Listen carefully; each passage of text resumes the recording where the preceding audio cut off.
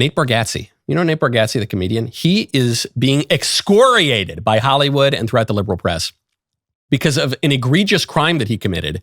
Nate Bargatze attended the UFC fight at the White House. Can you imagine that? A popular entertainer went to the coolest example of popular entertainment in decades. And he did that at the White House, at the President of the United States' house. Why is that a problem? Variety says Nate Bargatze is being slammed for, quote, willingly associating with proud fascists after attending UFC Freedom 250 at Trump's White House. Not the White House, it's Trump's White House. It's different from the White House. I like Variety here, that's the first line. And they post the quote without attribution in that first line. He's being slammed for willingly associating with proud fascists. Is he really doing that? Go back to the Variety thing. W. Kamau Bell, whoever that is, posted a takedown of Bargatze in which he warned, don't be in a photo with fascists. The easiest way to not be photographed with fascists is to not go to places where fascists coagulate. Fascist, fascist, fascist. He goes on. He just keeps using the word fascism like 2, 3, 4, how many more times? It's kind of funny to compare this to the Hassan Piker issue. Fascism is a real political ideology. It was developed by people like Benito Mussolini, by philosophers like Giovanni Gentile. It is an ideology of the state in which the state is total. The symbol of fascism is a collection of a bundle of sticks like the Roman fasci. And the idea is that, one stick you can break easily. Individualism you can break easily. But when you put the bundle of sticks together, it's much harder to break. And which makes a fair point, actually. It's a modernist ideology in as much as it does initially endeavor to break society down into individuals so they can gather them together in this contrived collective. I also agree that individualism is bad and weak and easily snapped, and it's one of the underlying ideologicals in American politics. But the way to counter that is not with some contrived ideology that is ultimately totalitarian or statist, but it's through organic and natural institutions like the family, which are much harder to break. Nevertheless, we go on. Fascism is a real ideology. It's distinct from Nazism. It's distinct from communism. There are some similarities between this, but it's a distinct ideology. And crucially, not one person in the Trump administration is a fascist. Fascism, to quote George Orwell, is now just a term that denotes someone that you don't like. It's very, very funny that at the same time that the Democrats are calling this totally mainstream centrist comedian Nate Bargatze a fascist, you have people like Hassan Piker saying, stop calling me a terrorist. But when we call Hassan Piker a terrorist, we're using the word really precisely. It applies perfectly to him. He is calling for political violence against civilians in order to achieve political ends. That is terrorism. Nothing the Trump administration is doing is fascism. But they think if they can tie this word around Bargatze's neck, it'll be enough to destroy his career. The Daily Beast going after him, in addition to Variety, everybody's going after him. Do they think this is 2018 again? This worked. In 2018, this guy would have caved in 2 seconds. 2018, 2019, this would have been over. His career would be done. He'd probably be censored from social media. But it's not 2018, 2019 anymore. Trump is the mainstream of American politics. He won re-election. He won election at least 2 times. And the last time he won with the popular vote. So he's the mainstream. That's why I think Bargatze is really resisting the pressure. However, there is an underlying threat here. We shouldn't be too Pollyanna about this. The left is building, and they're becoming more radical, and they're becoming more irritated every single day. So they are now openly calling for political violence. They are now openly calling to destroy America. They're not even pretending anymore. When Obama said he wanted to fundamentally transform America, he was at least pretending to like America. If you listen to that phrase, you realize he hates America because you don't fundamentally transform things that you like. But at least he would say, I'd wear that flag pin. Put on that American flag pin. There's no red America. There's no blue America. There's a United States of America. But even though he hated America, now they just say, we hate America and we want to destroy it. If these guys get power, they are going to be more radical than ever. And they're going to upend the Supreme Court. They're going to almost certainly destroy the filibuster. They're going to ram through a lot of crazy legislation. They're going to fling open the borders. They're going to let the prisoners out of jail. They're calling to abolish prisons. Canceling Nate Bargatze is going to be the least of it, but they're going to do that too. Okay, speaking of sociopathic Dems, Dean Withers, a left-wing darling who goes on Jubilee and other kind of live stream shows. Dean Withers, who appears to be the more clubbable, younger version of Hassan Piker, he has just made a really honest argument about abortion. And I think you're going to start seeing this crop up a little more on the left. A more muscular left wing, at least on the surface, kind of dark woke, the woke that isn't so hopey changey, that isn't so aspirational. It's a woke that's going to be a little more overtly sociopathic.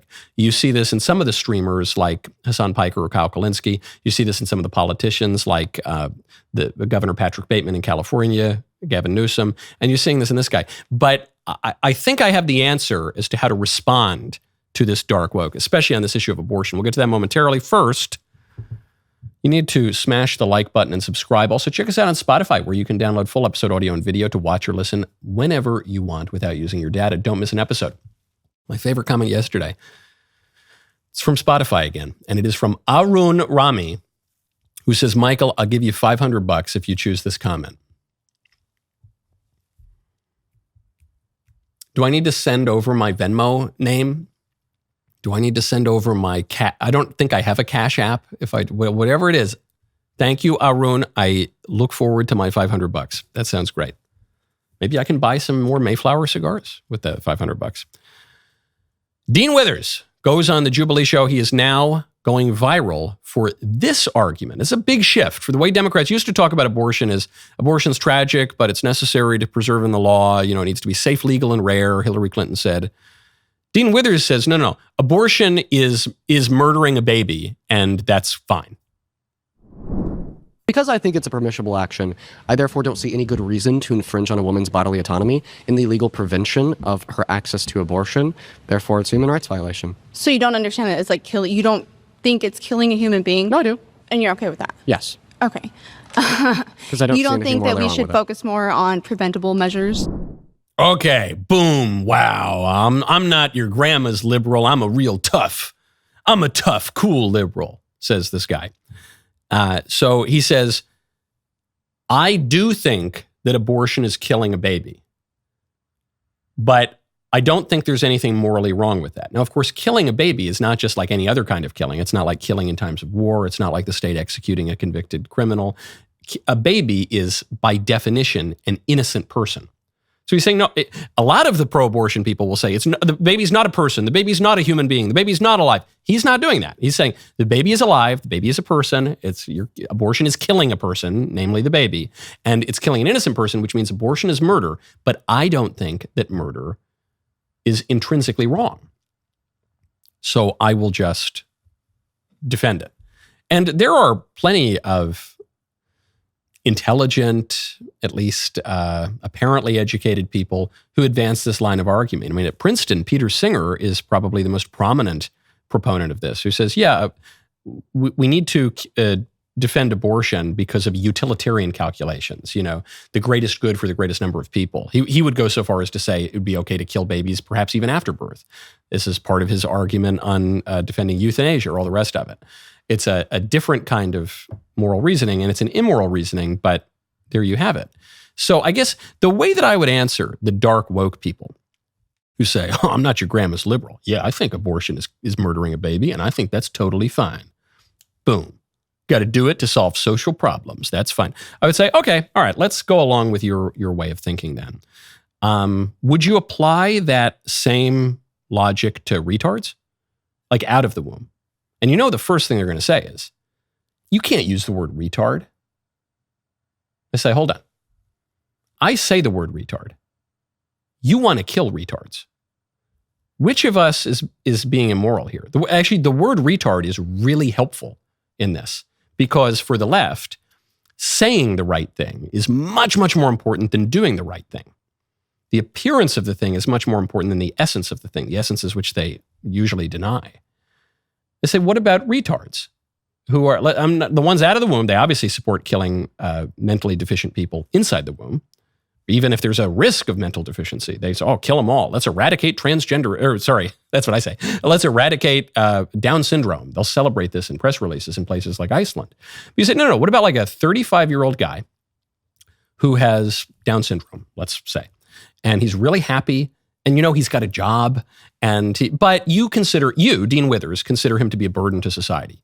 The left broadly hates Down syndrome people and wants to kill them all. So, okay, would it be fine? You say killing an innocent person is morally justified. There's nothing intrinsically wrong with it.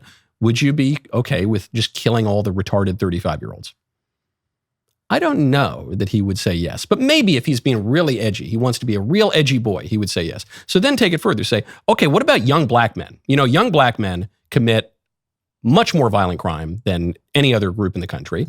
So should we just go around and kill all the young? Would there be anything intrinsically wrong about going up to just your average young black man on the street and murdering him, shooting him in cold blood on the street?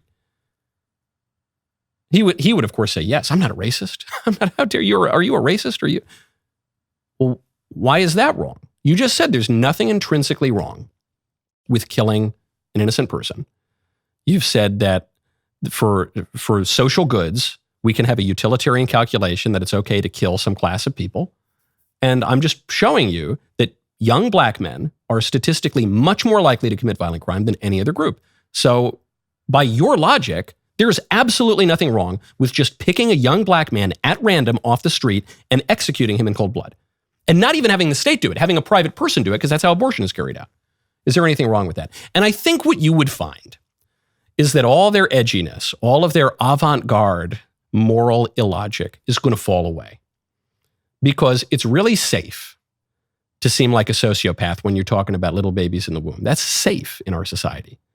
But if you touch on other issues, forget about ableism, which is a moderately considered issue, but especially racism, you're going to see that all fall away. And all of a sudden, you're going to see appeals to reason again, and you're going to find out that these arguments are totally incoherent.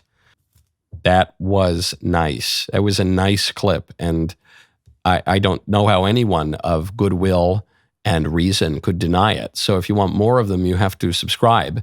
And the way you do that is by ringing the bell, okay? It's not complicated. You can do it now as a matter of your functioning reason impelling you in your will to click it. So do it. See ya.